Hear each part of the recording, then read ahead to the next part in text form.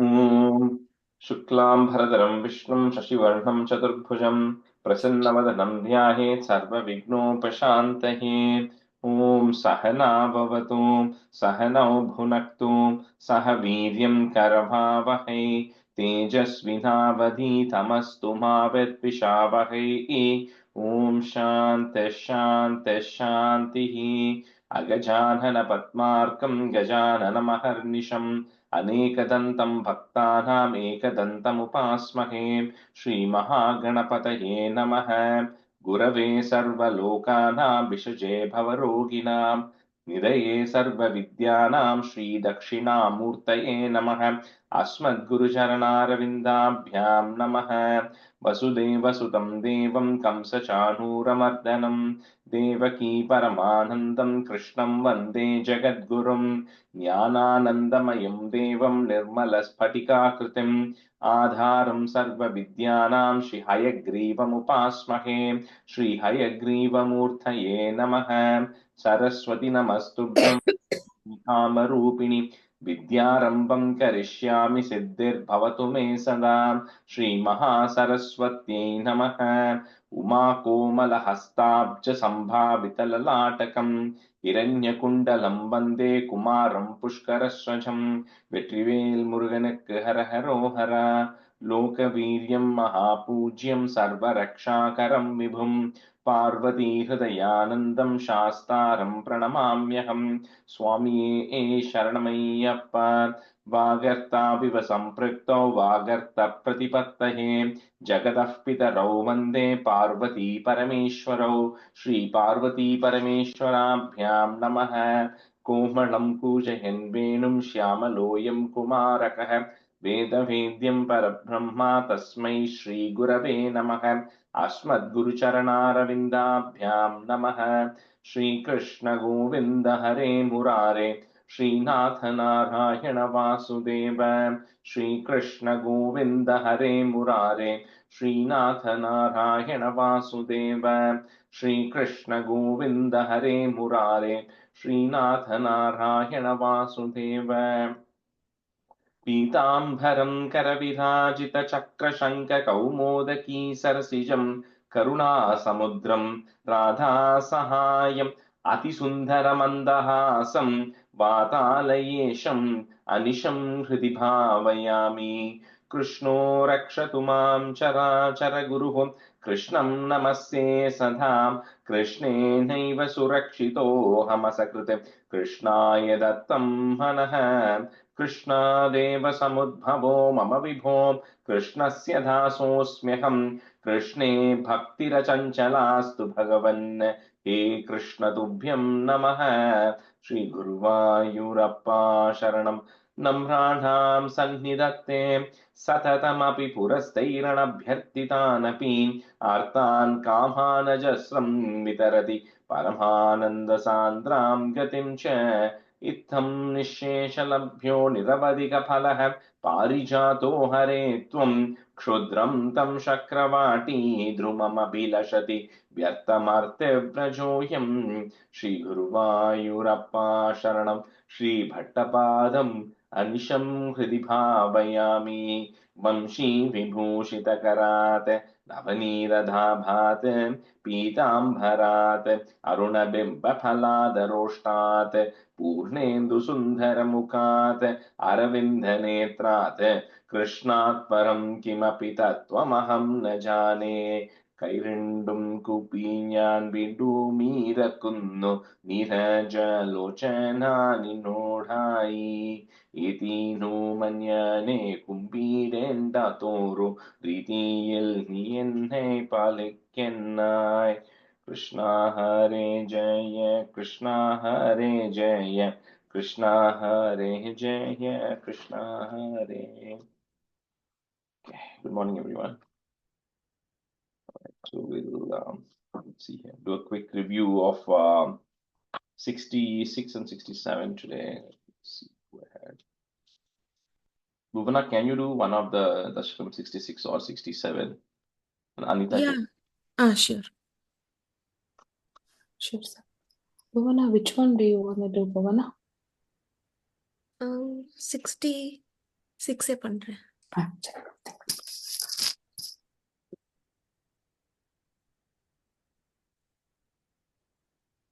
ஸ்ரீ தசகம் 66 கோபீஜன ஆஹ்லாதனம்.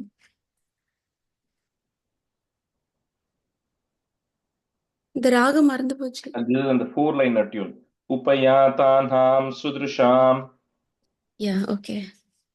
उपयातानां सुदृशां कुसुमायुधबाणपातविवशानाम् अभिवाञ्छितं विधातुं कृतमतिरपिता जगाथ वाममिव गगनगतं मुनिविवहं श्रावयितुं धर्म्यं खलु ते वचनं कर्म तु नो निर्मलस्य विश्वास्यम् आकर्ण्यते प्रतीपां वाणीं येणीदृशः परन्दीनाः मामा करुणा सिन्धो परित्यजेत्यतिचिरं विलेपुस्ताः तासां रुदितैर्लपितैः करुणाकुलमानसो मुरारे त्वम् ताभिः समं प्रवृत्तो यमुनापुलिनेषु काममभिरन्तुं चन्द्रकरस्य निगलसत्सुन्दर यमुनातटान्तवीथीषु गोपीजनोत्तरीयैः आपादितसंस्तरो न्यषीदस्त्वं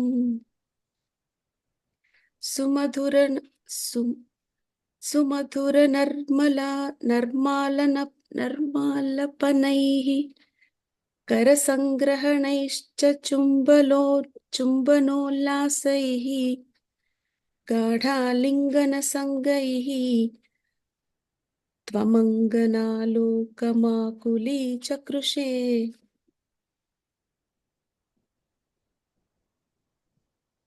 वासोहरणदिने यद्वासोहरणं प्रतिश्रुतं तासां तदपि विभोरसविवशस्वान्तानां कान्तसुभ्रुवां मदादाः कन्दलितघर्मलेशं मृदुस्मेरवक्त्रपाथोजं नन्दसुतत्वां सुन्दरम् उपगुह्य नन्दिता बालाः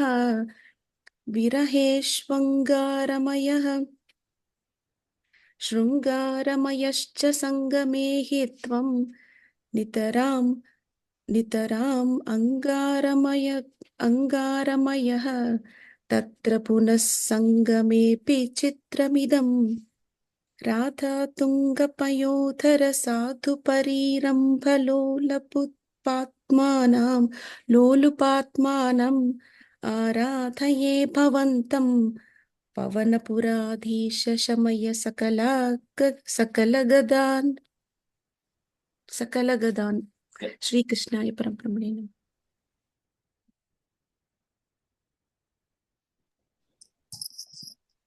कृष्णाय परब्रह्मणे नमः। दशकं 67 भगवतः स्थिरोदानादिवर्णनम्।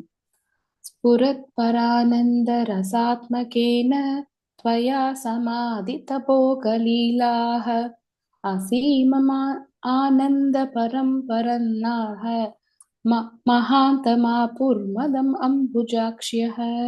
அந்த first line அந்த after துவயாக்கு அப்புறம் துவயா சமாசாதித त्वया समासादितपोकलीलाः निलीयते सौ मयि मय्यमायं रमापतिर्विश्वमनोऽपि रामः इति समः सर्वाः कलिताभिमानाः निरीक्ष्य गोविन्दतिरोहितोभूः राधापितां तावत जातकर्वाम् अधिप्रियां गोपवतुं मुरारे भवानुपादाय कतो विदूरं दया सह स्वैरविहारकारी तिरोहिते तत्त्वयि जाततापाः समं समेताः कमलायताक्ष्यः वने वने त्वां परिमार्गयन्त्यो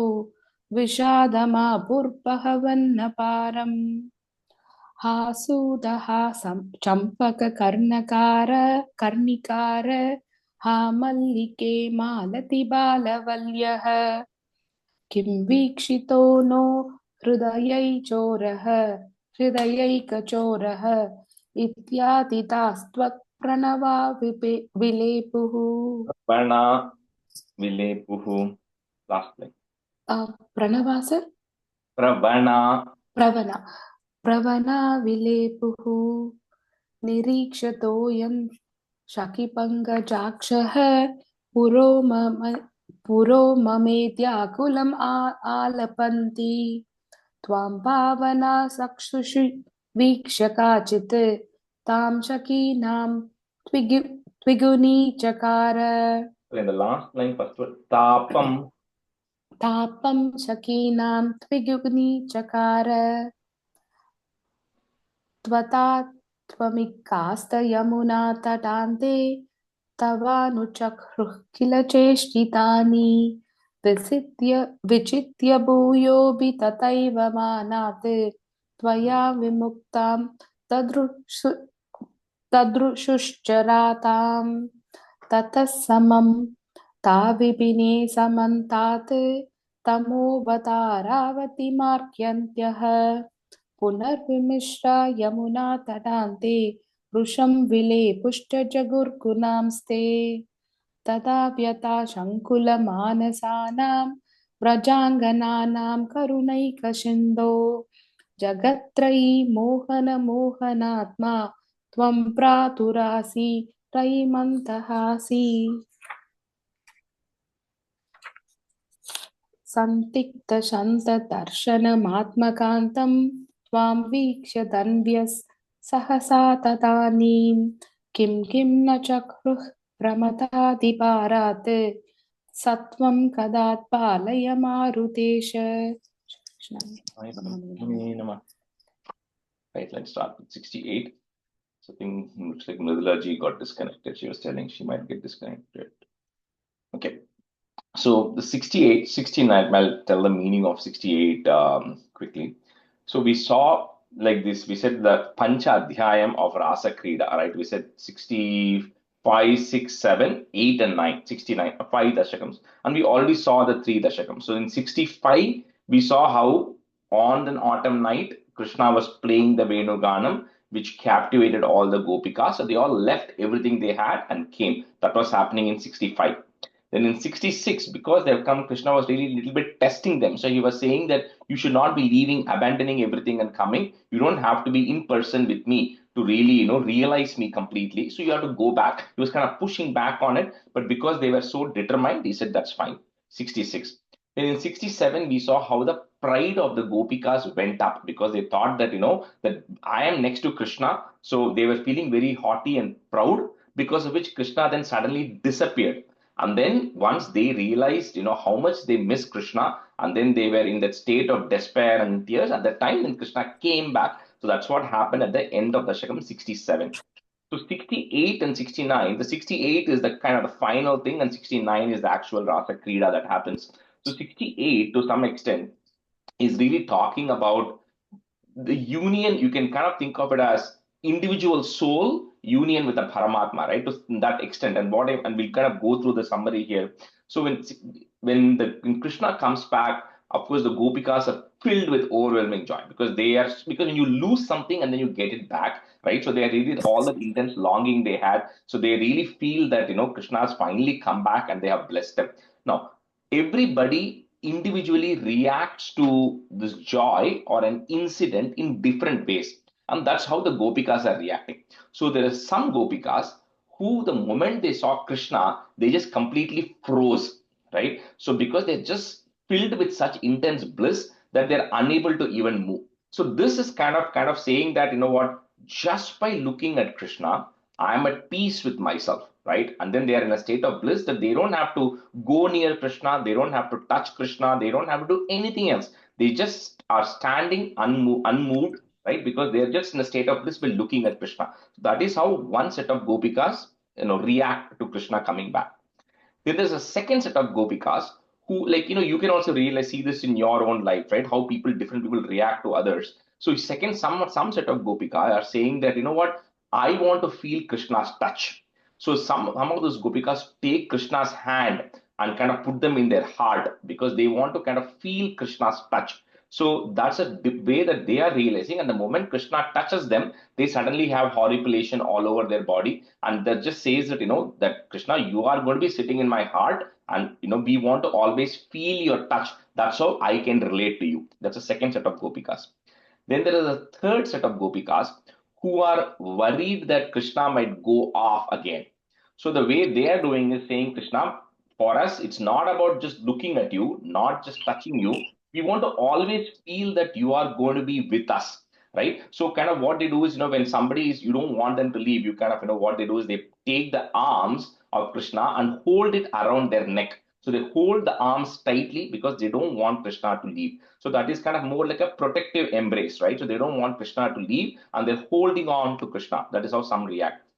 One set of one gopika specifically. So they, and like I think I was just talking earlier before the class started when Kritika and Mridulaji were there, of how, like with Krishna there is no rules and regulations, right? So one of the gopika, when Krishna is eating something, when Krishna is eating this betel leaf, she takes it out of Krishna's mouth and she says, that's how I am connecting with Krishna. So this, in Tamil, we say echil and muddy and all. There's nothing like that with Krishna. Even Shabari also the same thing with Rama, right? There's nothing like that. In true devotion and in true love, there's absolutely nothing of that stuff. And this Gopika is saying, I feel my complete unity with Krishna because I am consuming the same thing that Krishna is also consuming, right? That is how the fourth set of Gopikas react. And the fifth, Gopikas who are all there, they are very emotional type. So what they do is they are just in tears because Krishna has finally come back, but then they're also upset at Krishna because Krishna left them and went, right? So sometimes when you are upset at somebody, but you still love them a lot, you kind of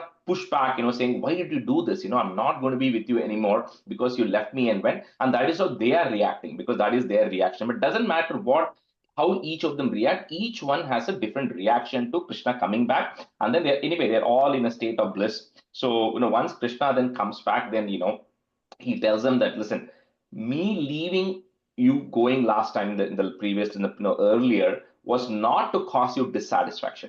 It's like only when you lose something or only when there's a separation of something, then the intense desire or longing for that actually increases. So he says, my whole purpose was to make sure you are absolutely in true devotion and love with me. And it's only to stimulate that I actually disappeared. But of course, all these gopikas have shown that they are the greatest of Krishna's devotees. And Krishna also tells them, you don't have anything to worry. You are in the topmost of my devotees. And then you will always, eventually you will attain liberation and all that. So anyway, with that, this Dasakam comes to an end. And when the Rasa Krida starts, then essentially what Krishna does is he has to multiply himself with each of the gopikas. So there are, I don't know how many number of gopikas were there. So each of the gopika gets their own Krishna in the way they are interpreting Krishna, right? Because like we said, each of them might approach Krishna differently. And so Krishna also makes sure that the unique experience is given to each of the gopikas. So it's not just one Paramatma that is there. It's multiple. It's however you want to interpret it, however you want to react to it,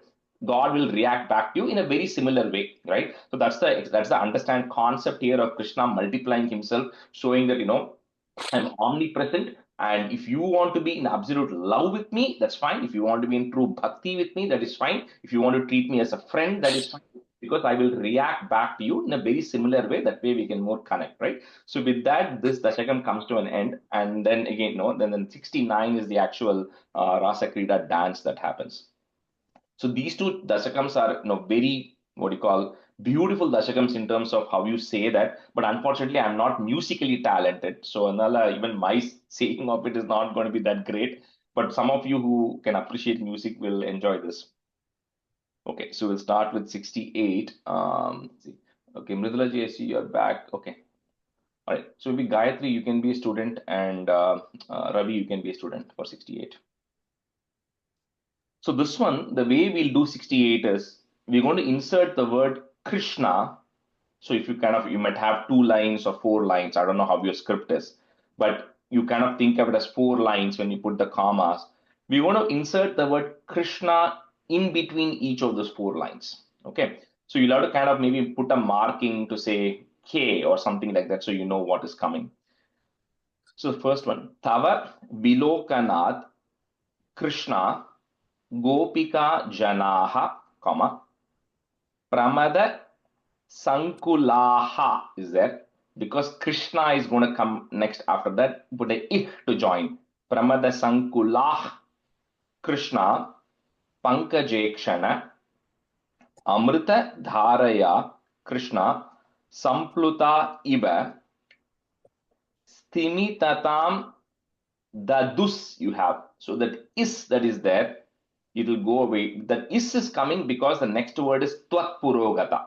But because Krishna is going to come, that is going to become an ich, H. So Stimitatam Daduh Krishna Tvat Purogataha. So that is will go away because we are inserting the word Krishna in there. So stanza 1. Tava Vilokanat Krishna Gopika Janaha Pramada Sankulah Krishna Pankajekshana Amrita Dharaya Krishna Sampluta Iva Stimitatam Dadu Krishna Tvat Purogataha. Sir, the first line, is it Pankajekshana or Pankajekshana? Pankajekshana. No. Okay. Thank you. Now first ponuma Rajesh ji. Yeah, go ahead. Tava Vilokanat Krishna Gopika Janaha Pramata Changula Krishna Pangajekshana Amrita Dharaya Krishna Sampluta Iva Stitimitam Tatus Krishna Tvatpurogataha. Stimitatam, that word.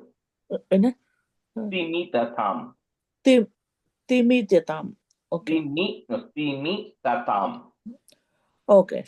Okay, got it. Okay. And then the dadus, like I said, the is will go away. Okay. So it becomes a ich. Daduh Krishna. Daduh Krishna. Okay. Tava Vilokanat Krishna Gopika Janaha Pramata Shangula Krishna Pangaje Kshanaha Amrita Dharaya Krishna Sampluta Nivas Titimitatam Tatus Krishna Tvatpurogataha. It's a in the first line, la Pankajekshanaha, you're saying there's no visarga there. Pankajekshana. Okay. Oh, okay. அங்க தமிழ் புக்ல போட்டிருந்தேன். ஆனா தமிழ் புக்ல 2 colon போட்டிருக்கு. 3 சுழி நான் போட்டு கால் வாங்கி கோலன் போட்டிருக்கு. Okay. So you can just remove that. It's also long and colon வேற போட்டிருக்கு. விசர்காவும் இருக்கு. Yeah, just make it Pankajekshana because it is like Lord Annamari. So now that won't come there. And then the last line again, Stimitatam. Okay. Stiti. No. Stimitatam. Stimitatam. Okay.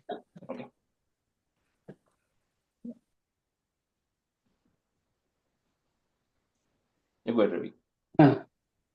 Tava Vilokanat Krishna Gopika Jana Pramada Sankula Krishna Pankajekshana Amrita Dharaya Krishna Sampluta Iva Stimidatam Dadu Krishna Tvatpurogataha. No, second time. Tava Vilokanat Krishna Gopika Jana Pramada Sankula Krishna Pankajekshana Amrita Dharaya Krishna Sampluta Iva Stimidatam Tadu Krishna Tvatpurogataha. The first line, Ravi, is Gopika Janaha. There's a visarga there. Okay. Janaha. Tadanu Kachana Krishna Tvat Karambujam, Sapadi Grinnati, long E, Krishna Nirvi Shankitam, Ghana Payodhare, Krishna Sannidhaya Sa, Pulaka Samvrita, Krishna Tastushi Chiram. Tadanu Kachana Krishna Tvatkarambujam Sapadi Grinnati Krishna Nirvishankitam Ghanapayodhare Krishna Sannidhaya Sa Pulaka Samvrita Krishna Tastushi Chiram. Tadanukashana Krishna Tvatkarambujam Sapati Grihnati Krishna Nirvisangitam Ganapayodhare Krishna Sannidhaya Sa Pulaga Samvrita Krishna Tastushi Chiram. Tadanukasana Krishna Tvatkarambujam Sabadi Grinnati Krishna Nirvisangitam Bayodhare Krishna Sannidhaya Sa Pulaga Samvrudha Krishna Tastushi Chiram. Tadanukachana Krishna Tvatkarambujam Savadi Grinnati Krishna Nirvisankitam Ganapayodhare Krishna Sannidhaya Sa Pulaga Samvrada Krishna Tastushi Siram. Tadanukachana Krishna Tvatkarambujam Savadi Grinnati Krishna Nirvisankitam Ganapayodhare Krishna Sannidhaya Sa Pulaga Samvrada Krishna Tastushi Siram. Tava Vibhopara Krishna Komalam Bhujam, Nija Galantare Krishna Paryaveshtayat Gala Samudghatam Krishna Prana Marutam, Prati Nirundativa. So that's Vati Harshula word is there. So we're going to break it. So Prati Nirundativa Krishna Ati Harshula. So we're just separating those two words there. So Tava Vibho Para Krishna Komalam Bhujam Nijagalantare Krishna Paryaveshtayat Galasamudgatam Krishna Pranamarutam Pratinurindati Va Krishna Ati Harshula. Tava Vibho Para Krishna Komalam Bhujam Nijagalandare Krishna Paryaveshtayat Kalasamudgadam Krishna Pranamarudam Pradinirandadiva Krishna Ati Harshulam. Tava Vibho Para Krishna Komalam Bhujam Nijagalandare Krishna Paryaveshtayat Kalasamudgatam Krishna Pranamarudam Pradinirandadi Diva Krishna Ati Harshulam. The Pratinirundati Va Krishna Ati Harshula. Okay. Is it Tiva or Tiva? Tiva, because that Va is there, right? Yeah, got it. Because Ati Harshula. Yes, so yes, got it. Pratinirundati Va Krishna Ati Harshula. Thank you.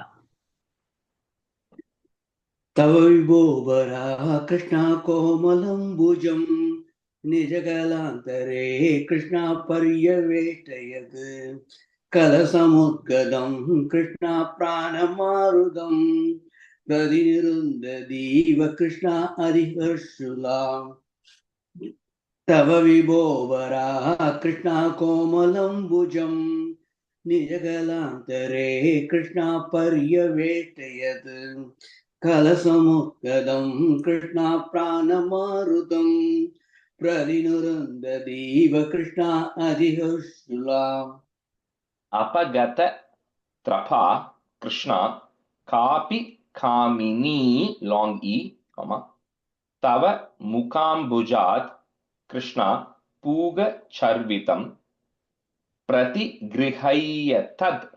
So you'll have a dwa in Sanskrit, dva. So we're going to just break that. प्रतिगृह्यतद् Krishna vaktra pankaje, comma nidhadhati gata Krishna purna kamatam. अपगतत्रपा Krishna कापि कामिनी तव मुकाम्बुजात् कृष्णा पूगचर्वितं प्रतिगृह्यतत् कृष्णा वक्त्रपङ्कजे निदधति गता कृष्णा पूर्णकामताम्. अपगतत्रपा कृष्णा कापि कामिनी तव मुगाम्बुजात् कृष्णा भूगशर्वितं प्रतिगृह्य तत् कृष्णा वक्त्रपङ्कजे निददति गता Krishna पूर्णकामतम्. So guys, under the प्रतिगृह्य, the half ya and the full ya. प्रतिगृह्यतत्. Okay. अपगतत्रपा Krishna कापि कामिनी तव मुगाम्बुजात् Krishna भूगशर्वितं प्रतिगृह्य गृह्यतत्. गृह्य okay प्रतिगृह्यतत् Krishna वक्त्रपङ्कजे निददति गता Krishna पूर्णकामताम्.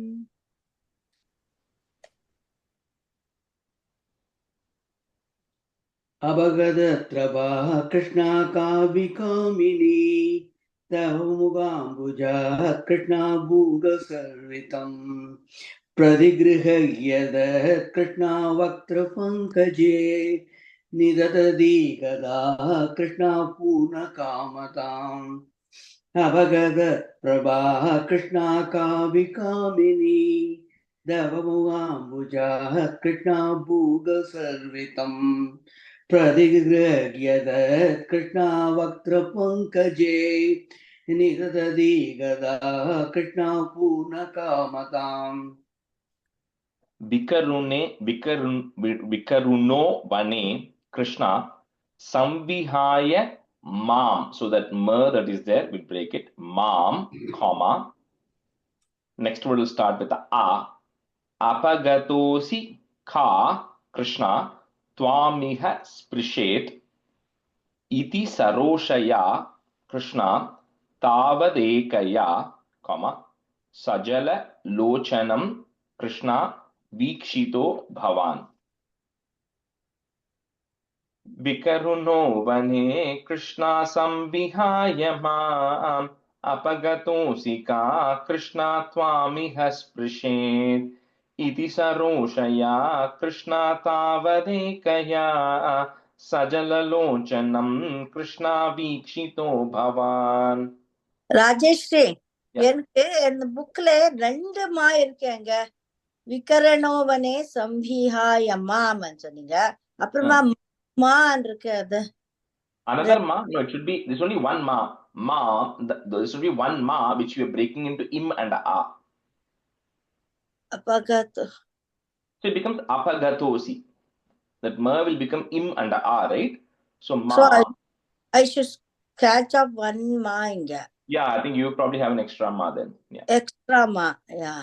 Ma apagato ma. Okay, that's an extra ma then. That's not required. Yeah.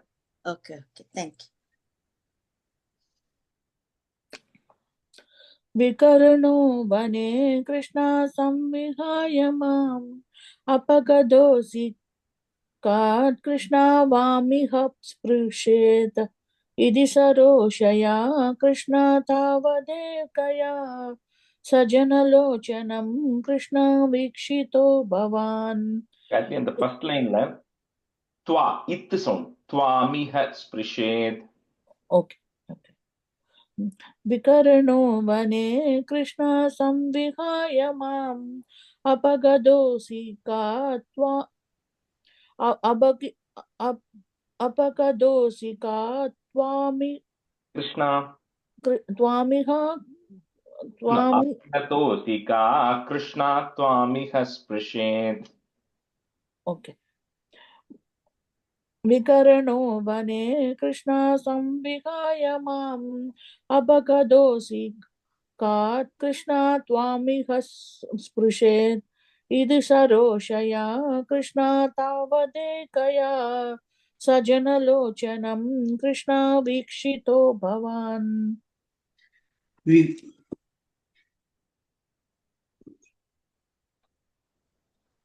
विगर्णो वने कृष्ण संविहाय माम् अपगतोऽसिका कृष्ण त्वामिह स्पृशेत् इति सरोषया कृष्णादावदे गया सजललोचनं कृष्ण वीक्षितो भवान् विगर्णो वने कृष्ण संविहाय माम् अपगतोऽसिका कृष्ण त्वामिह स्पृशेत् इति सरोषया कृष्णादावदे गया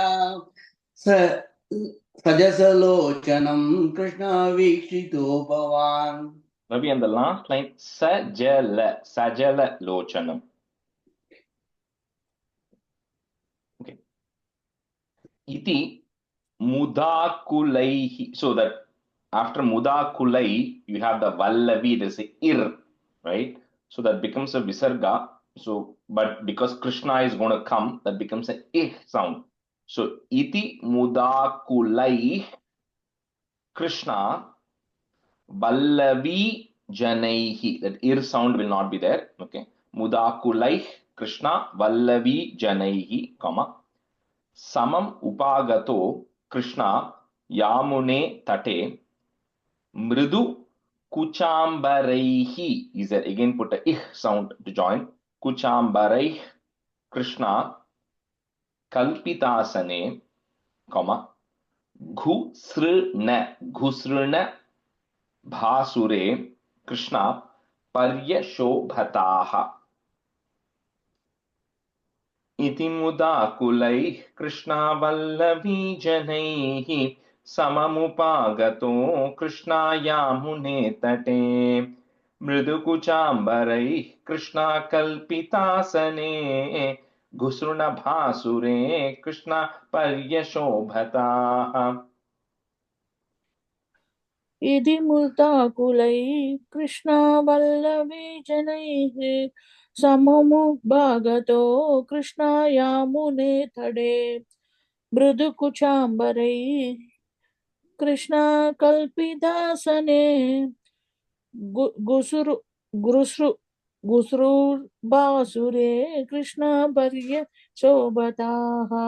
The last time, ghusrna. Okay, घुसृण. Okay. इति मुदाकुलैः कृष्णावल्लभीजनैः सममुपगतो कृष्णायामुने तटे मृदुकुशाम्बरैः कृष्णा कल्पितासने घृसृणबासुरे कृष्णा पर्यशोभताः. इति मुदाकुलैः कृष्णावल्लभीजनैः सममुवागदो कृष्णा यामुने तटे मृदुकुसाम्बरैः कृष्णा कल्पितासने कुसृणपासुरे कृष्णा पर्यशोभताः. इति मुदाकुलैः कृष्णावल्लभीजनैः सममुपागतो कृष्णायामुने तटे मृदुकुसाम्बरैः कृष्णाकल्पितासने कुसृणपासुरे कृष्णा पर्यशोभताः. कति विधा कृपा कृष्णा केपि सर्वतो, comma, धृत दयोदयाः. Is there put a ich sound? Dayodayah Krishna kechidashrite katichididrisha. You cannot break that word. Katichididrisha Krishna madrusheshwa. You will have a it and a ya. In books, some books might have already broken it, but if you have a it, pitya bihito, if you have that word that way, we're going to break it. So madrusheshwa piti. So it and a ya, remove it, put a ti. Madrusheshwa piti, comma. In the next word will become abhihito, a. So essentially the it and the ya, we are putting it as a ti and a a. Okay. So madrusheshwa piti, comma. Abhihito bhavan Krishna vallavi janaihi. Katividha kripa Krishna kepi sarvato dhritadayo daya Krishna kechidashrite katichididrisha Krishna madrisheshvapiti abhihito bhavan Krishna vallavi janaihi.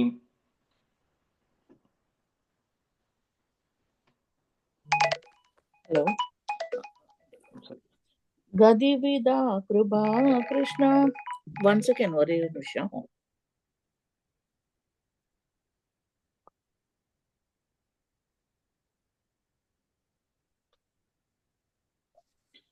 Gadivida Krupa Krishna ke bisarvato Drutadayo daya Krishna ke chidashrute Gadichi didrisha Krishna மாத்ருஷேஷ்வபீதி எந்த இடத்துல இந்த கிருஷ்ணா வரணும்? மாத்ருஷேஷ்வபீதி comma. Okay. Abhihito bhavan. Okay. Okay. Okay. Gadivida kripa Krishna ke bisarvato Drutadayo daya Krishna ke chidashrute Gadichidi drisha Krishna matrusheshvabhiti Abhigito bhavan Krishna vallavi janaihi. Gayatri, and the first line and the second line and the kati and the ka, first ka, kati vidha, kati chidi drisha. Okay. Okay. Kativida Krupa Krishna Gopi Sarvado Dhritadayodaya Krishna Kesidashrite Katisiti Ditrusa Krishna Matruseshvapiti Avido Bhavan Krishna Vallavi Janaihi. Ravi, and the first line, kepi sarvato. Kopi Sorry. Kadividha Prabha Krishna kepi sarvado Dayodaya Krishna kesidaside Kadishiditrusa Krishna matruseshvabhiti Abhihito bhavan Krishna vallavi janaihi. I kumarika Krishna naiva shankyatam, ing sound, shankyatam, comma. Katinata mayi Krishna prema katare mayitu chetaso Krishna vonu vrittaye, comma. Kritamidam. So your books will have Mayetyuchivan. Okay, Mayetyuchivan, you will have it, but it's two different words. It's Maya Ityuchivan. So we're going to break there.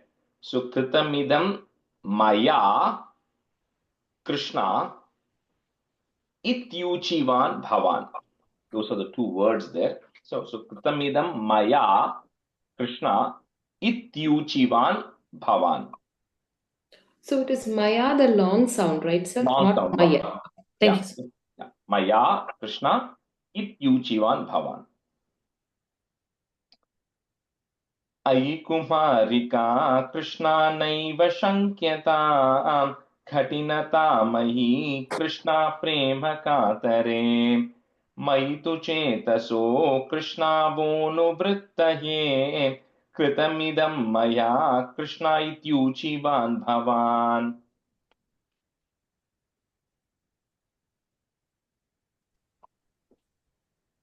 अयि कुमारिका कृष्णा नैव संख्यतां कठिनतामयि कृष्णा प्रेम कातरे मयि तु चेतसो कृष्णावोनुवृत्तये कृतमिदं मया कृष्णा इत्युशिवान् भवान्. अयि कुमारिका कृष्णा नैव संख्यतां कठिनतामयि कृष्णा प्रेम कातरे मयि तु चेतसो कृष्णावोनुवृत्तये कृतमिदं मया कृष्णा शिवान् भवान्. And the word Gayatri, ityuchivan bhavan. Ityuchivan, okay. Ityuchivan bhavan, okay, thank you. अयि कुमारिकाः कृष्णा नैव संख्यता कठिनदामयी कृष्णा प्रेम कादरे मयि तु सेदसो कृष्णावोनुवृद्धये कृतमिदं मया कृष्णा इत्युशिवान् भवान्. अयि कुमारिका कृष्णा नैव संख्यतां कठिनदामयी कृष्णा प्रेम कादरे मयि तु सेदसो कृष्णावोनुवृद्धये कृतमिदं मया कृष्णा इत्युशिवान् भवान्. अयि निशम्यतां कृष्ण जीव वल्लभाः कमा प्रियतमो जनो कृष्ण नेदृशो मम तदिह रम्यतां कृष्ण रम्य Yaminishu, that ish and va that you have there. After Yamini, we're going to break that. So Yaminishu, short u, comma. The next word will start with the a. So Anu Parodha, it will become there. So Ramya Yaminishu, comma. Similarly, Anu Parodha Miti, the tya that is coming, we'll break it into ti and a. So Anu Parodha Miti Krishna Alapo Vibho. It's just Sandhi rules there. That's all we are doing because you're putting the word Krishna in. So Anu Parodha Miti, short E, Krishna Alapo Vibho. Ainishamyatam Krishna Jiva Vallabhaha Priyatamo Jano Krishna Nedrusho Mama Tadiharamyatam Krishna Ramyayaminishu Anuparodamiti Krishna Alapo Vibho.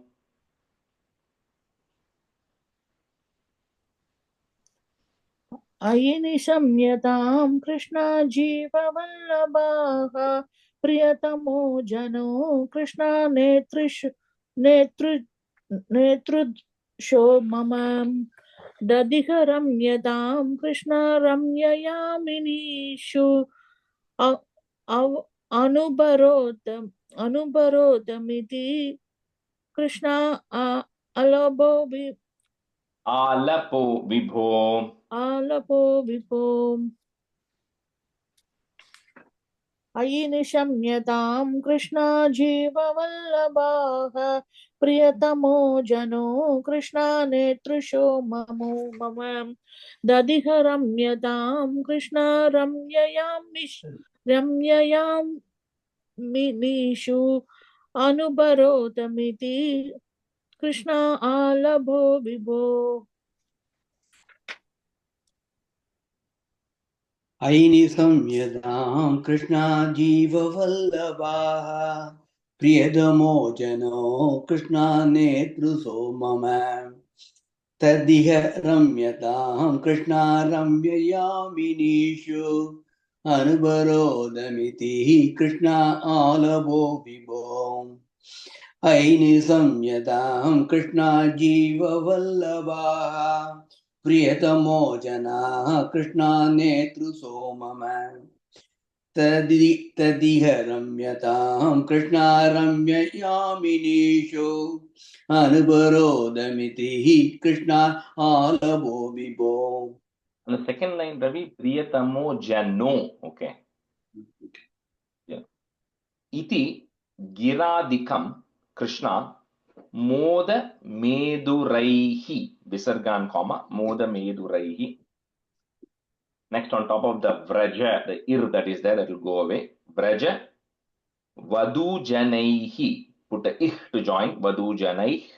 Krishna Sakamaraman. Kalita Kautuko Krishna Rasa Kelane, comma, Guru Puripate Krishna Pahimam Gadat. Iti giradikam Krishna Mudameduraihi Brajavadu Janaih Krishna Sakamaraman Kalita Kautuko Krishna Rasa Kelane Guru Puripate Krishna Pahimam Gadat. इति किरादिकं कृष्णां मोदमेदुरैः व्रजवधूजनैः कृष्णा साकमारमन् कलितकौतुको कृष्णा रासकेलने गुरुपुरी पते पाहि मां गतात्. Krishna Guru Puri Pate Krishna. Okay. इति किरादिकं कृष्णामोदमेदुरैः व्रजवधूजनैः कृष्णा साकमारमन् कलितकौतुको कृष्णा रासकेलने गुरुपुरीपते कृष्णा पाहि मां गदात्. गिरिगिरादिकं कृष्णां मोदमेदुरैः व्रजवधूजनैः कृष्णा सागमारमन् कलितकौतुको कृष्णा रासकेलने गुरुपुरीपदे कृष्णा पाहि मां गदात्. गिरिगिरादिकं कृष्णां मोदमेदुरैः व्रजवधूजनैः कृष्णा सागमारमन् कौतुको कृष्णा रासकेलने गुरुपुरीपदे कृष्णा पाहि मां गदात्. Krishnaya Parabrahmane Namaha. Okay, we'll go to 69, which is Rasa Krida Varnana. You can switch, so Radha, you can be a student, and Shashi Rekha, you can be a student. This is again a very beautiful chapter, and a lot of people, when we have the Parayanam, when we say which chapter, everybody wants to say this chapter because it's such a beautiful chapter. But again, like I'm saying ahead of time, my singing is very poor. This is one of the chapters where if you know Carnatic, if you know music, you'll be able to appreciate and say it better. So I'll try my best to kind of stick to the tune, but whoever is able to, you'll be able to appreciate it and sing it. So I won't say the meaning of this because it's really Krishna dancing with the Gopikas, right? So it talks about how they are dancing, right? So, and this one is generally very simple because the words very split. And we'll kind of do four lines at a time because that way the tune kind of remains a little bit intact. Okay, so Kesha Pasha Dhrita Pinchika Bitati Sanchalan Makara Kundalam, comma, Hara Jala Vana Malika Lalita Lalitam Anga Raga Ghana Saurabham Pita Chela Dhrita Kanchitam. If you want to break at that move, Kanchitam Udanchadam Shu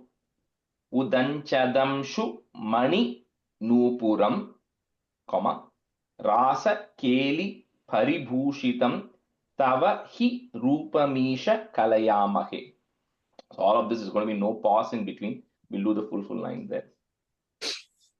Keshapashadhrita Pinchika Vitati Sanchalan Makara Kundalam Harajalavana Malika Lalitam Angaraga Ghana Saurabham पीतचेलधृत Kanchi काञ्चितमुदञ्चधंशुमनिनूपुरम् रासकेलि परिभूषितं तव हि रूपमीश कलयामहे. Wait, Radha. Radha, you're on mute. Sorry. केशपाशधृतपिञ्चिका वितति सञ्चलन्मककुण्डलम् हारजालवनमालिकाललितमङ्गरागगनसौरभम् पीतचेलधृतकाञ्चि काञ्चितमुदच्छद्दंशुमणिनूपुरम् रासकेलि परिभूषितं तव हि रूपमीश कलयामहे. கொஞ்சம் tune ஒதைக்கிறது Radha for consistency. So it's like, it'll be like पीतचेलधृत Kanchi काञ्चिदमुदञ्चधंशुमनिनूपुरम् रासकेलि परिभूषितं तव हि रूपमीश कलयामहे. केशपाशधृतपिञ्चिका वितति सञ्चलन्मकरकुण्डलम् हारजालवनमालिका ललितमङ्गरागगन सौरभम् पीतचेलधृतकाञ्चि काञ्चितमुदञ्चदंशुमणिनूपुरम् रासकेलि परिभूषितं तव हि रूपमीश कलयामहे. केशपाशधृतपिञ्चिका वितति सञ्चलं मकरकुण्डलं हारज Rajesh ji, you okay. हारजालवनिमालिका ललितमङ्गराग घनसौरभम् पीतचेलधृत Kanchi काञ्चितमुदञ्चदंशुमणिनूपुरम् रासकेलि परिभूषितं तव हि रूपमीश कलयामहे. Sorry, I can't confuse between your tune and her tune. I'm sorry about that. Anyway, when I send the recording, it will have the right tune. Yeah. So Okay. Yeah. Okay. Oh, one more time, Shashi.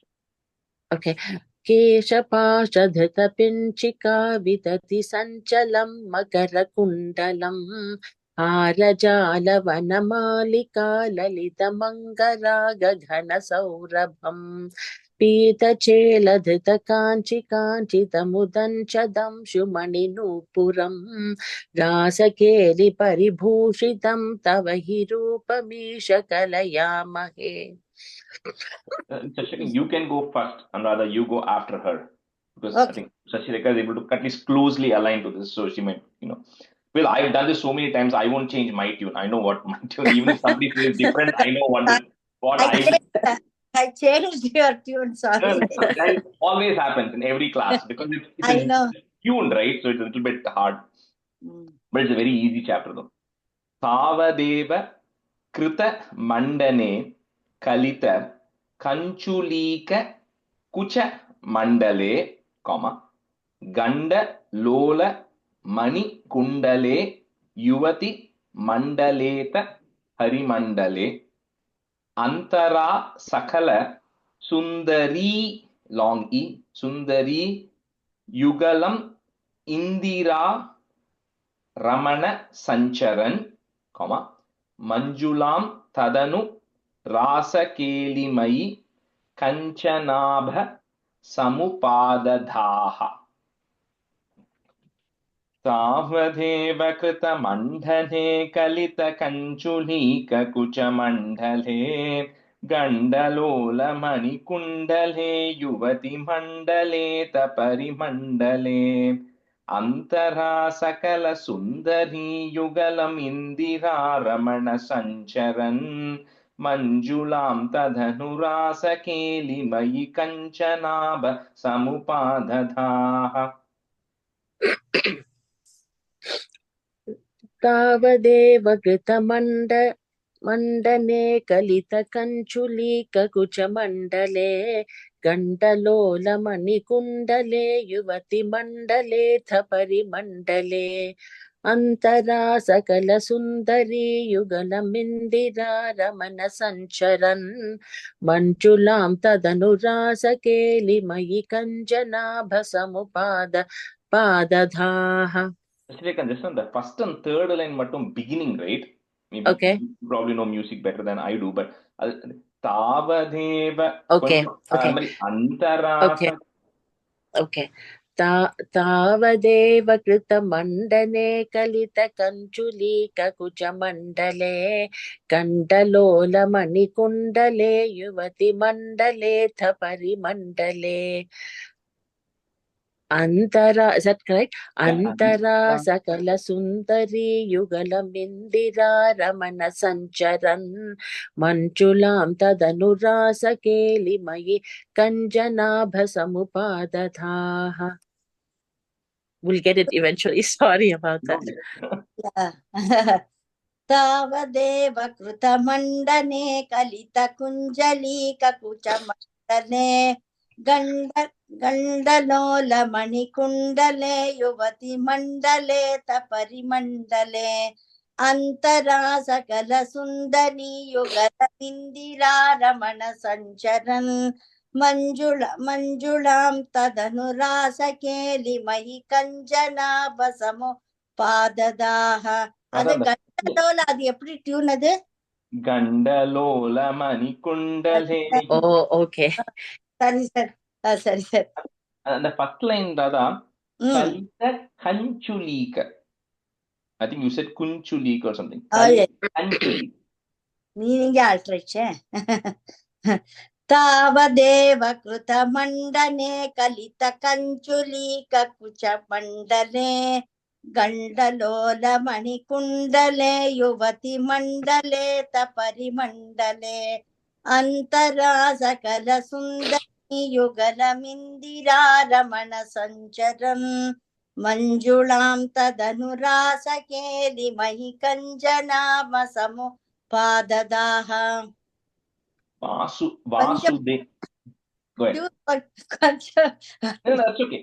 Just enjoy this, and then eventually you hear it a few times, you'll get the tune. Yeah. குருக்கே ஒரு எனக்கே tune உதைக்கும், because you got to kind of learn, even sometimes the way I am teaching it, I am consistent in how I am teaching, but that may not even be the right way. Even I might have made some of my own modifications, but at least I teach everybody the same way, so there's kind of consistency, right? இப்போ உங்களுக்கே ஒரு confusion.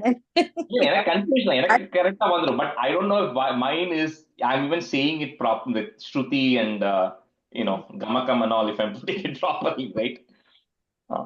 Vasudeva tava bhasamanamiha rasa keli rasa saurabham, duratopi khalu narada gaditam, you can break it that ma, gaditam akalayya kutukakula vesha bhushana vilasa peshala vilasini shata samavrita, nakato yuga padagata viyati vegatota sura mandali.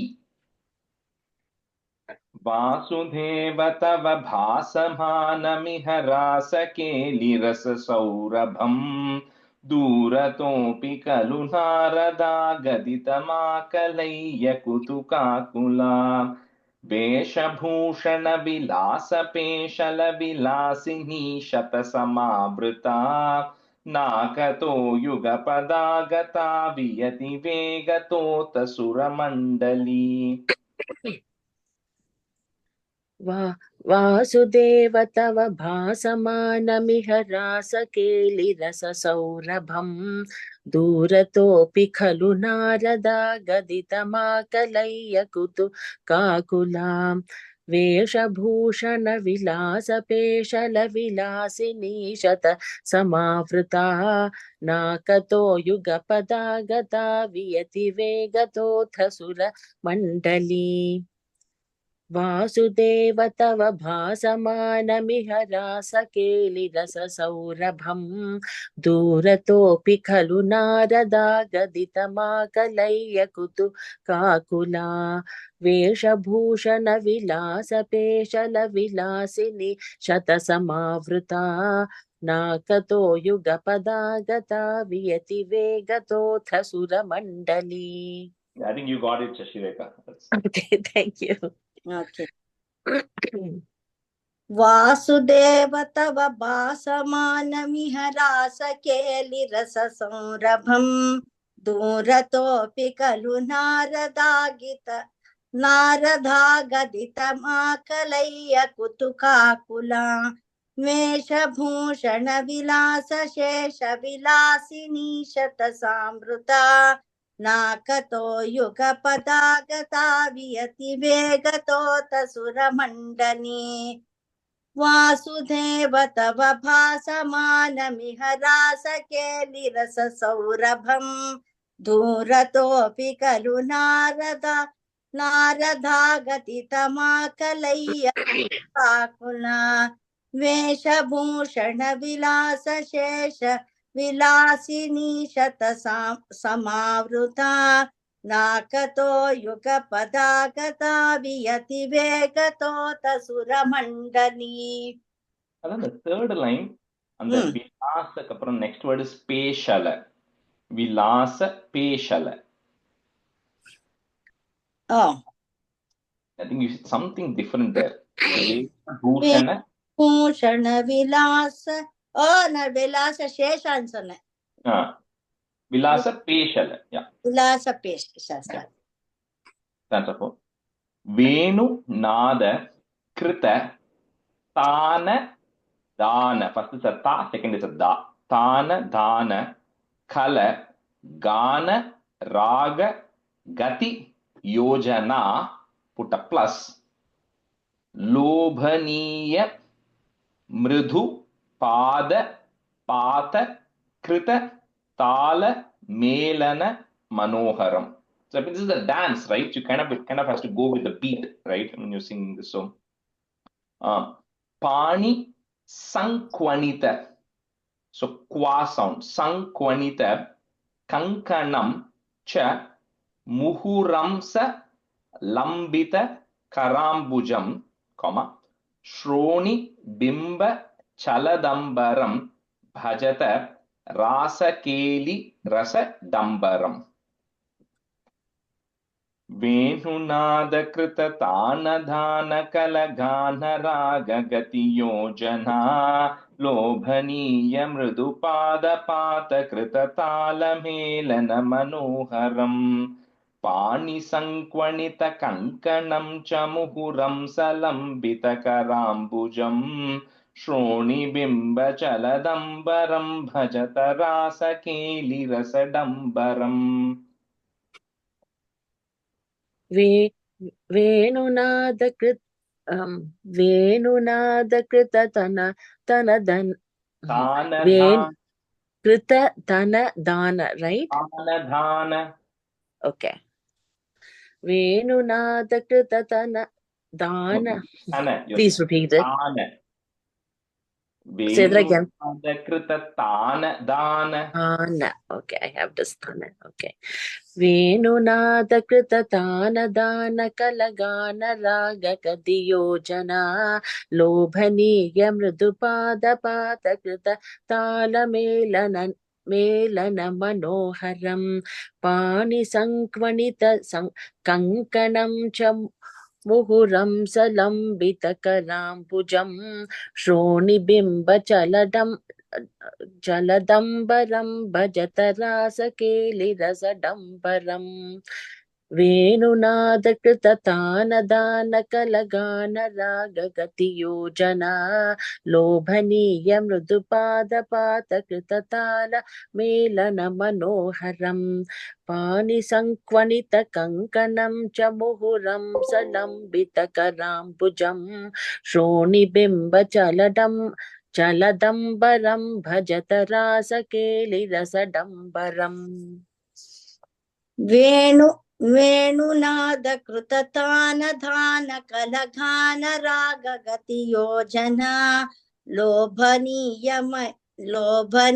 मृदुपादपातकृततालमेलमनोहरम् पाणिसङ्क्वणितकङ्कणं च मुहुरं सलम्बिककराम्बुजं श्रोणिबिम्बचलदम्बरं भजत रासकेलिसडम्बरम् ராசகேலி ரசடம்பரம். ராசகேலிரசடம்பரம். அங்க ரச அப்புறமா காமவாது. Yes, there's no comma anywhere. ராசகேலி ரசடம்பரம். वेणुनादकृततानधानकलघानरागगतियोजना लोभनीय मृदुपादपातकृततालमेलनं मनोहरं पाणिसङ्क्वणितकङ्कणं च मुहुरं सलम्बितकराम्बुजं श्रोणिबिम्बचलदम्बरं भजत रासकेलिरसदम्बरम्. Rajesh, I have a question. Yeah. It's regarding pronunciation of la versus la. Okay. So the first line, Tana, Dana, is it kala or kala? La only, not la. The soft la, right? Soft la, yeah. Kala. Okay, and in the second line, same thing.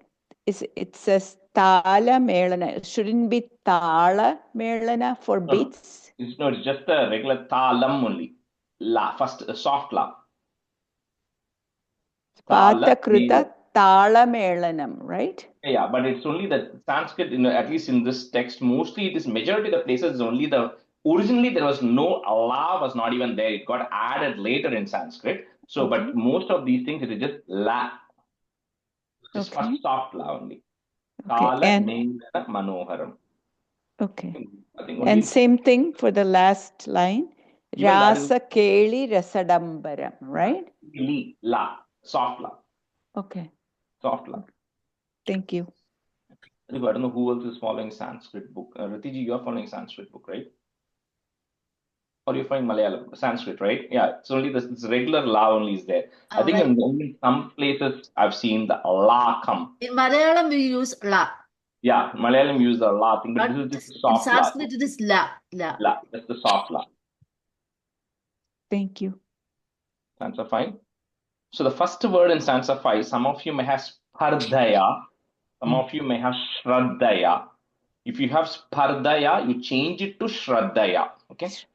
So shraddaya virachitanugana krita tara madhura sware, comma, nartaneta lalitanga hara lulitanga hara, all of them soft last. Lalitanga hara lulitanga hara mani bhushane sammadena krita pushpa varsham. So this word, you cannot break it too much. Up to that pushpa varsham, you can break it, right? But it's better to say it all together in one flow. So krita pushpa varshamala munmi shaddhi, double dha, munmi shaddhi vishadam kulam. But it's actually one word. I'm not breaking it there. Kulam, comma, chinmaye tvai niliyamanamiva sammumoha savadhukulam.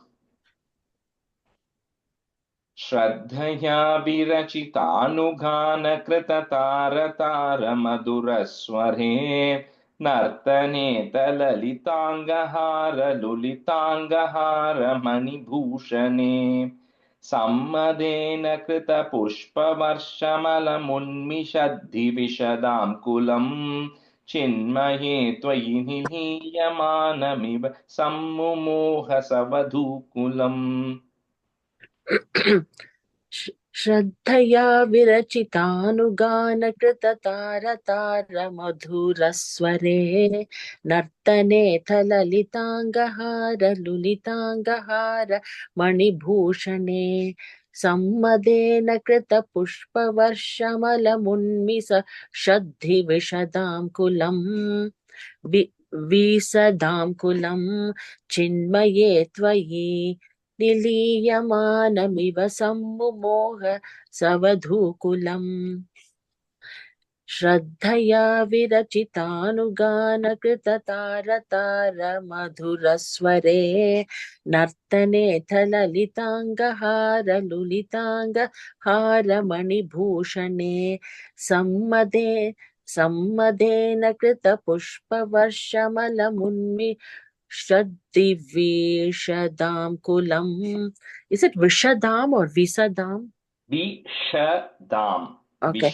Vishadam kulam chinmaye tvayi niliyamanamiva sammumoha savadhu kulam. श्रद्धया विरचितानुगानकृततारतारं मधुरस्वरे नर्तने तललिताङ्गहारलुलिताङ्गहारमणिभूषणे सम्मदेन कृतपुष्पवर्षमलमुन्मिषद् विशदां कुलं चिन्मये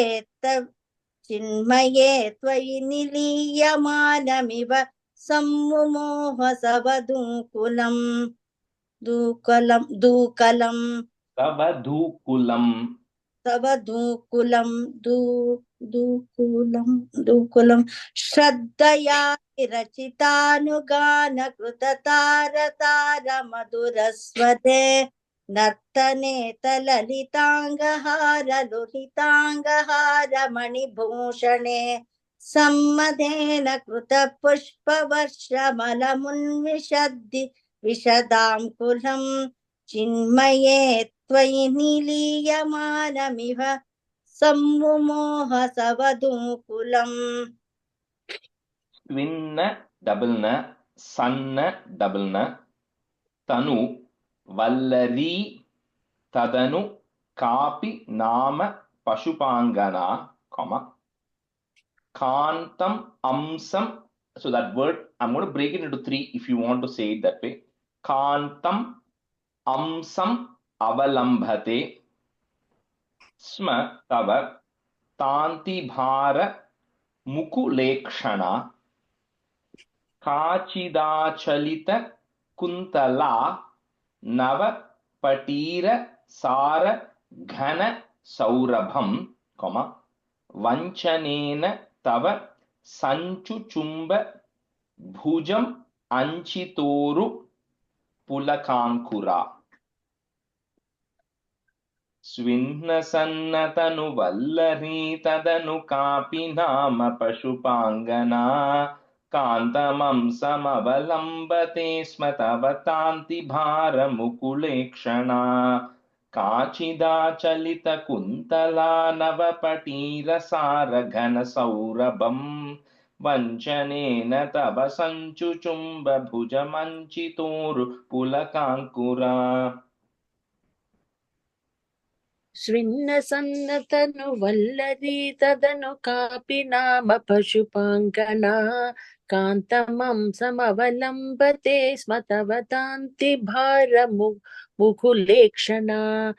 काचिदाचलित कुन्तला नवपट्टीरसार घन सौरभं वंचनेन तव संचुचुम्ब भुजमंचितोरुपुलकाङ्कुरा स्विन्नसन्नतनु वल्लरी तदनु कापि नाम पशुपाङ्गना कान्तमं समवलम्बते स्म तव तान्ति भारमुकुलेक्षणा काचिदा चलित कुन्तले नवपटीरसार घन सौरभं वंचनेन तव संचुचुम्ब भुजमंचितोरुपुलकाङ्कुरा.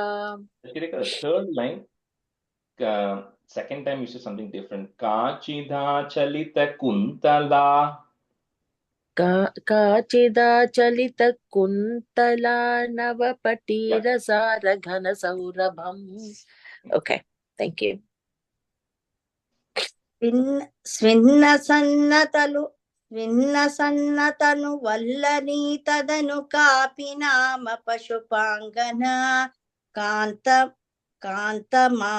కాంతమం సవలంబతే కాంతం అంశం అవలంబతే కాంతం అంశ అవలంబతే స్వతనతాంతి భారముకులేణ కాచితా కలిత కుంతలా నవపటిరసారఘ న సౌరభం వంచనేన తవ సంచుచుంబభుజ అంచితో పుల కాంకురా అంచితోరు లాస్ట్ లైన్ అంచితోరు పుల కాంకురా స్విన్న సన్నతను వల్లరీ తదను కాపి నామ పశుపాంగన కాంతమంస అవలంబతే స్వతనతాంతి భారముకులేక్షణ కాచితా కలిత కుంతలా నవపటీరసార ఘన సౌరభం వంచనేన తవ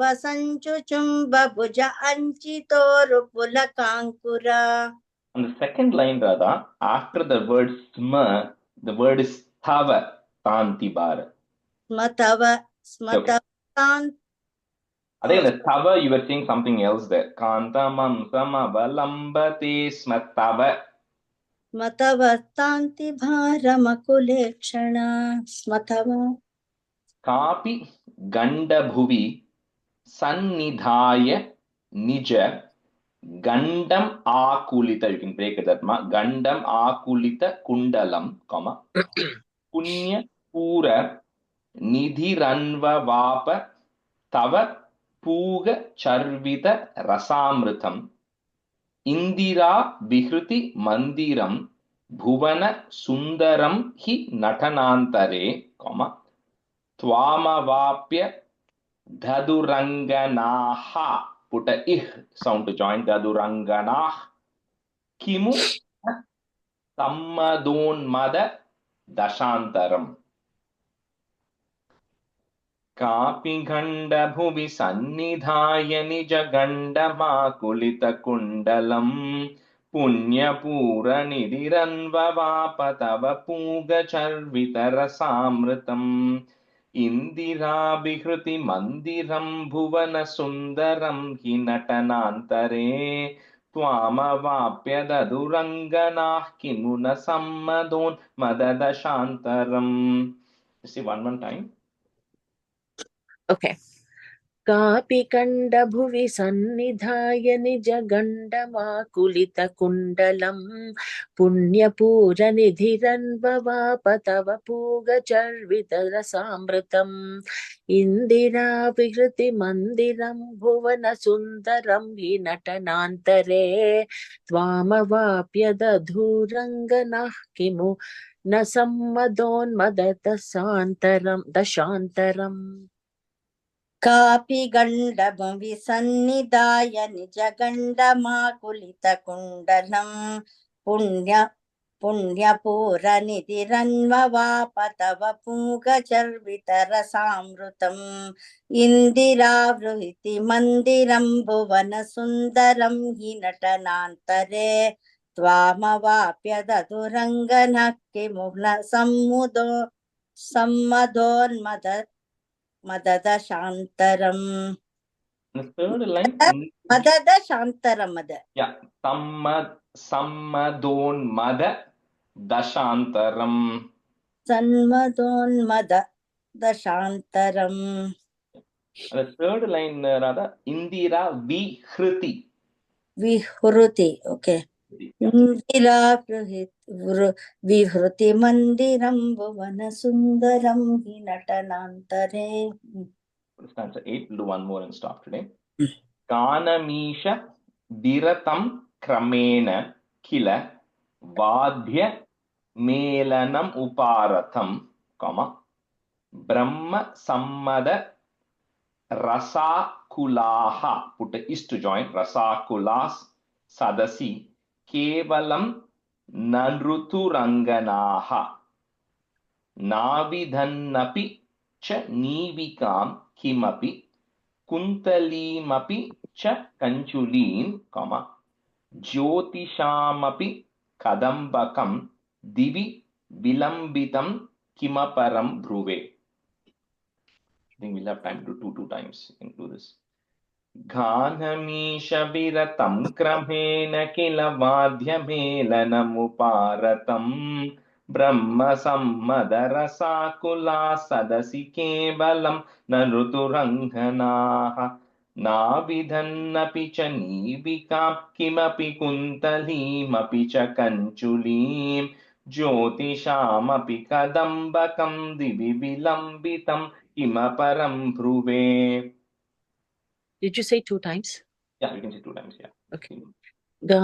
Ganamesha viratam kramena kila vadyamelanam uparatam brahma sammadara sakula sadasi kevalam naruturanganaha navidannapi cha nivikam kimapi कुण्डलीमपि च कञ्चुलीं ज्योतिषामपि कदम्बकं दिवि विलम्बितं किमपरं ब्रुवे गान third line kunta tasam kuntalimapi ta kunta okay tasam okay Ganamisha viratam kramena kila vadyamelanamuparatam Brahma sammadara sakula sadasi kevalam naruturanganaha navidannapi cha nivikam kimapi kuntalimapi cha kanchulim jyotishamapi kadambakam divi vilambitam kimaparam bruve. Ganamisha viratam kramena kila vadhyamelamupaaratam Brahma sammadara sakula sadasi kevalam naruturanganaha navidannapi cha nivikam kimapi kuntalimapi cha kanchulim jyotishamapi kandakam divi vilambitam kimaparam bruve. Ganamisha viratam kramena kila vadhyamelamupaaratam Brahma sammadara sakula sadasi kevalam naruturanganaha navidannapi cha nivikam kimapi kuntalimapi cha kanchulim jyotishamapi kandakam divi vilambitam kimaparam bruve. the fourth line second word kadambakam Jyotishamapi kadambakam divi vilambitam kimaparam bruve. Shri Krishnaya Parabrahmane Namaha. Let's stop here today. Sandhanandhavapodhatmakamanupamitam kaladeshavadebhyam nirmuktam nityamuktam nigamashatasahasrena nirbhasyamanam aspashtam drishtamatre punarurupurushartatmakam brahmatattvam tattavadbhati sakshat gurupavanapure hanta bhagyam jananam कायेन वाचा मनसेन्द्रियैर्वा बुद्ध्यात्मना वा प्रकृते स्वभावात् करोमि यत् सकलं परस्मै नारायणायेति समर्पयामि. ராஜேஷ் வந்து இந்த ராகக்கிரீடோட இது ப்ராப்பர் ராகம் ஒண்ணுன்னா பீலீலாவோட யூடியூப்ல ஃபாலோ பண்ண சொல்லுங்க. That's right. There are multiple ragams. But Pila is a very என்ன சொல்றது known actually. ஆமா இது வந்து இதே இந்த authentic. I also learned it in 2 different ragams.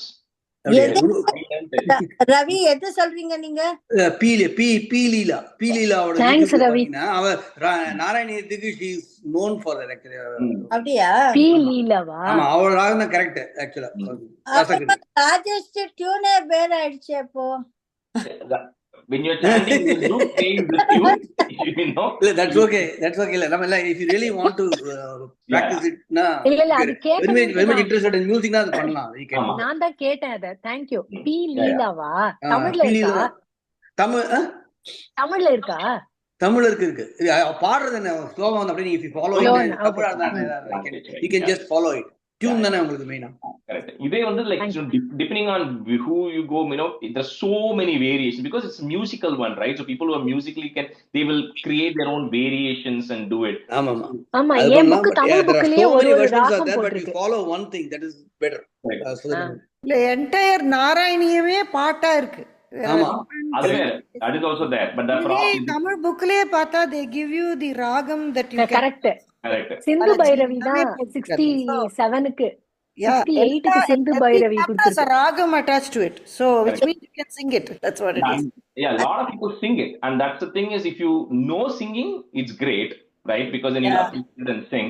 But if you don't know singing, then it's very hard to sing, right? The only problem is if you want to fit it to a tune, you can miss the proper, pronunciation, right? That is the problem.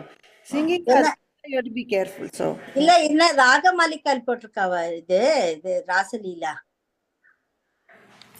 Is it in Ragamalika or just one Sindhu Bhairavi? Oh, this one in the book I think Valachi போட்டிருக்குன்னு நினைக்கிறேன். Oh, okay. Yeah. ஆமா வலஜி வந்து 69க்கு Sindhu Bhairavi 68 is Sindhu Bhairavi. Oh, 68 is Sindhu Bhairavi. Okay. Yeah. But at 68 la, I don't know what the Sindhu Bhairavi tune is. I know that name, but if you sing it in that, will that Krishna, will you be able to insert it? Yeah. You should be able to insert. That's not a thing. But again, I will be more concerned about chanting the right Sanskrit. That will go. That might go in the interest of fitting the words into the tune. Right. Correct. What singers will do. So that's the. Well, I'm thankful that you're keeping it simple. So, because Leela is a whole different plane, and where are we? One Dasakam, I tell you, 69, I mean, which whoever is leading the chanting when we do a group Parayanam, the tune is going to be different. Everybody creates their own improvisation of it, and especially people who know music, they really enjoy it and they put their own little gamakams and things and do it. So it's always going to be one of those things which are, which is be different every single time. Interestingly, in Guruvayur, during Nirmalya Darshanam, when you stand in line, outside, they will play P-Leelas completely. P-Leela is a very authentic. That's what they play. Yeah, when you stand in line, you will hear that. P-Leelas, rendition basically. The first set of 10 Rasa Krida, what we did was right. The second set, it's different. Yeah, okay. That is the raga for the first one. Okay. I'll also listen to it and see how she sings. But she's like Ravi said, she's like the gold standard of, singing this, right? In the right tune. So, okay. All right. Thank you, Rajesh. Thank you. Thank you, Rajesh. Thank you, Rajesh.